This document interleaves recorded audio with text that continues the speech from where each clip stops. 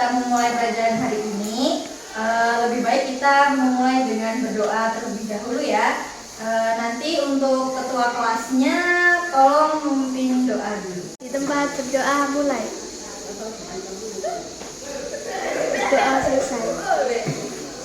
Nah, terima kasih Mbak Fani udah memimpin doa pada pagi hari ini.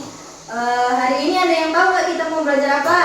IPAS. Nah, benar, hari ini kita mau belajar IPAS. Hari ini kita mau belajar IPAS bab 4 mengenai perkenalan dengan bumi kita. Nah, hari ini kita akan mempelajari bab yang berjudul berkenalan dengan bumi kita.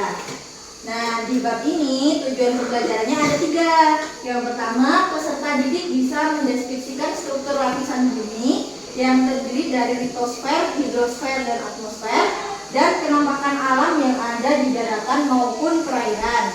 Yang kedua, peserta didik dapat mengelaborasikan pemahamannya tentang litosfer, hidrosfer, dan atmosfer.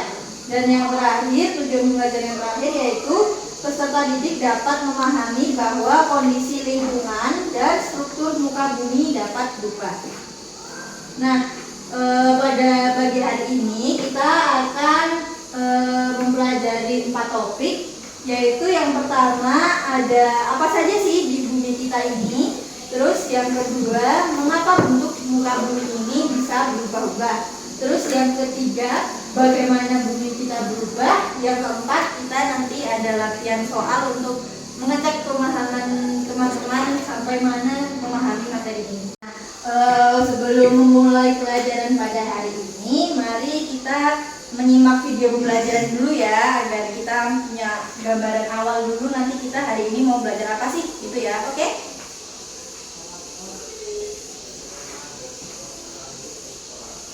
Are you digging? Yeah. Hello. No, digging. My brother thinks he sucks. Okay, your brother probably sucks. Look at how you turned out. You're a rat.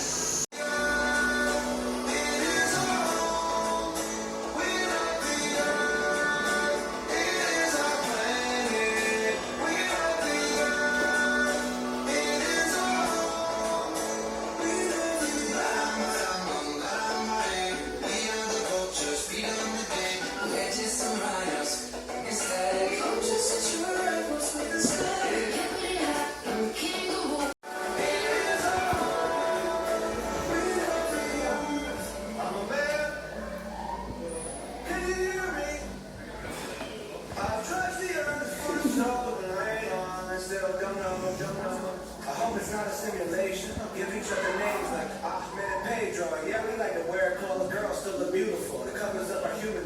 Eat a lot of tuna fish, but these days it's like we don't know how to act all these shootings. Gimana tadi videonya, seru nggak?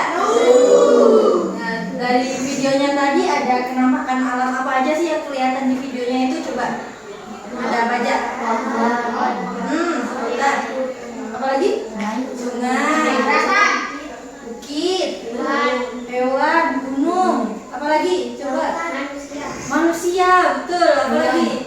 Hewan. Terus apa? Bumi, betul. Apa lagi? Laut, tadi udah laut. Terus apa? Perahu.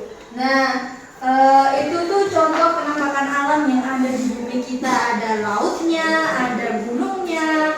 Mungkin tadi ada awan-awannya juga, ada sungai, ada manusia, tumbuhan, hewan gitu ya. Nah, di dalam bumi tadi dibagi jadi 3 lapisan utama ya. Ada litosfer atau daratan, terus ada hidrosfer lautan atau air, terus ada atmosfer itu udara. Sebenarnya ada satu lagi biosfer. Biosfer itu manusia. Manusia kan di bumi itu nggak cuma ada gunung, ada air, ada awan, tapi juga ada manusia. Mungkin ada kegiatan yang sehari-hari seperti itu ya, nanti itu namanya biosfer. Nah, yang pertama ini ada litosfer atau daratan. Nah, dari National Geographic sendiri, litosfer itu artinya lapisan bumi yang padat dan meliputi kerak bumi yang keras juga kerak bumi yang rapuh. Lapisan litosfer sendiri ini memiliki ketebalan sekitar 66 km. Nah, siapa yang diantara kalian pernah naik gunung? Atau atau naik ke gedung yang tinggi gitu, siapa yang menang? Coba angkat tangan. Siapa? Nah, di antara kalian ini ada yang pernah naik gunung atau ke bukit gitu, pernah nggak? Coba angkat tangan. Nah, udah hampir semuanya pernah ya. Dari naik gunung atau naik bukit itu kalian bisa lihat apa aja sih kalau dari atas? Mana indah. Nah, tempat yang indah, terus apa? Pegunungan, mungkin ada rumah, mungkin ada pohon gitu ya. Nah, itu semua berada di lapisan litosfer atau daratan. Litosfer ini berada di lapisan paling luar bumi. Bumi ini kan kayak bawang gitu ya, banyak lapisannya. Ada litosfer ini ada kerak bumi, ada mantel, ada inti dalam, terus ada yang inti luar seperti itu. Nah, tadi yang disebutkan ada rumah, ada pegunungan, ada pohon, ada tanah dan lain-lain itu ada di lapisan kerak bumi yang paling atas seperti itu. Nah, setelah litosfer atau daratan, kita ada di lapisan yang terbesar di bumi ini, yaitu lapisan hidrosfer atau perairan. Nah, lapisan air ini menyelimuti bumi dan terletak di antara litosfer dan atmosfer. Berarti kalau air ini letaknya di antara tanah sama udara, gitu ya. Terus hidrosfer ini meliputi semua air di bumi. Contohnya air permukaan, misal danau atau sungai, seperti itu. Terus air permukaan yang cair dan air permukaan yang padat. Kalau air permukaan yang padat itu contohnya salju atau gletser seperti itu. Nah, kemudian meliputi air dalam tanah dan batuan, dan juga uap air dalam atmosfer. Untuk air dalam tanah dan batuan ini contohnya yang ada di Gunung Kidul itu kan banyak airnya tuh yang di dalam tanah, bukan yang seperti sungai atau apa seperti danau, tapi airnya itu ada di dalam tanah. Nah, kalau untuk uap air dalam atmosfer ini nanti dia akan naik ke awan yang akhirnya akan menjadi hujan. Nah, siapa yang di antara kalian udah belajar siklus air? Coba angkat tangan. Untuk siklus air ini ada yang bisa nyebutin nggak apa aja? Coba. Apa coba? Evaporasi, kondensasi, transpirasi, terus apa lagi? Presipitasi.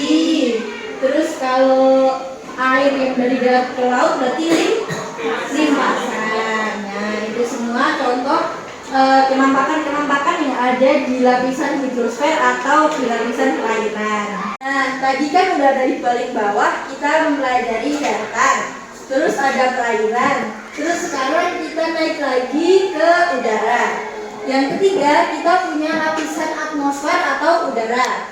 Nah, atmosfer sendiri dapat diartikan sebagai lapisan gas atau udara yang menyelimuti suatu planet termasuk di bumi. Nah, atmosfer ini berfungsi antara lain buat melindungi bumi agar semisal suhu bumi itu bisa tetap stabil dan menjaga agar cuaca dan kelembapan udara di dalam bumi juga tetap stabil. Nah, di atmosfer ini ada beberapa lapisan juga. Yang pertama ada troposfer, terus naik lagi ada stratosfer, yang kemudian yang di tengah ada mesosfer, ada termosfer, kemudian yang paling atas yang paling luar itu ada eksosfer. Nah, di setiap lapisan atmosfer ini fungsinya tuh beda-beda gitu. Nah, lapisan pertama itu ada troposfer, yang paling bawah sendiri itu tempat terjadinya segala peristiwa cuaca dan iklim.